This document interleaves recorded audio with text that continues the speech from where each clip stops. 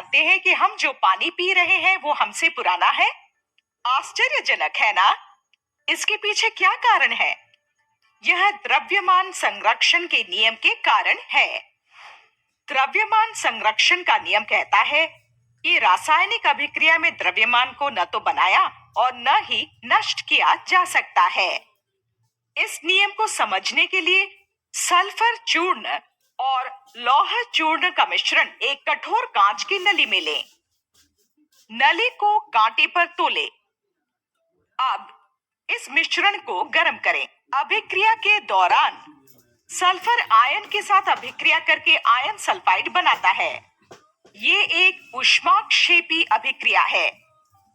अब मिश्रण को फिर से तोलें।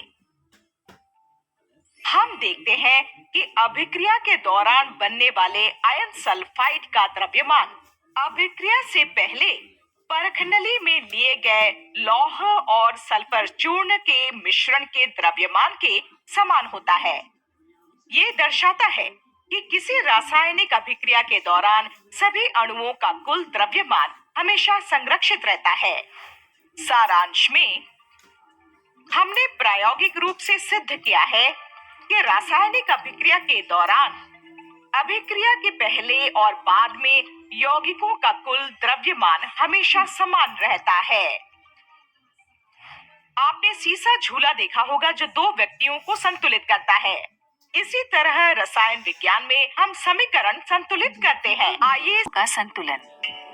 रासायनिक अभिक्रियाओं को सही ढंग से दर्शाने के लिए हमें समीकरण संतुलित करने की जरूरत है। समीकरणों को संतुलित करते समय विभिन्न मूलभूत नियमों का पालन करना जरूरी है। एल्यूमीनियम हाइड्रोक्साइड और सल्फ्यूरिक अम्ल के बीच अभिक्रिया पर विचार करें जो एल्यूमीनियम सल्फेट और पानी देती है। चलो हम शुरू में अभिकारकों और उत्पादों के रासायनिक सूत्र के साथ समीकरण देखें। हमें बाएं हाथ की तरफ के साथ दाहिने हाथ की तरफ के परमाणुओं की संख्या संतुलित करना जरूरी है। ये अभिकारकों और उत्पादों के गुणांकों का समायोजन करके किया जाता है। दाहिने हाथ की तरफ 2 एल्यूमीनियम के परमाणु हैं, तो हम AlOH3 के सामने 2 रख सकते हैं।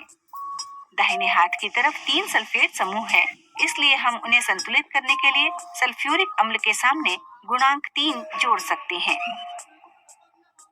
अंत में 12 हाइड्रोजन परमाणुओं को संतुलित करने के लिए हमें दाहिने हाथ की तरफ 6H2O रखना आवश्यक है।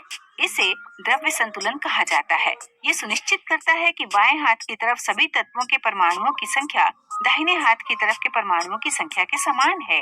इसके साथ ही उनका द्रव्यमान भी संतुलित होता है। यहाँ रखे हुए गुणांक अभिक्रिया में शामिल अणुओं की संख्या देते हैं। आयनिक समीकरणों के उदाहरणों में विद्युत उदासीनीकरण बनाए रखने के लिए दोनों बाजू के आवेश संतुलित होने चाहिए। आयनीय समीकरण Al प्लस H प्लस देता है Al3 प्लस H2। इस पर विचार करें।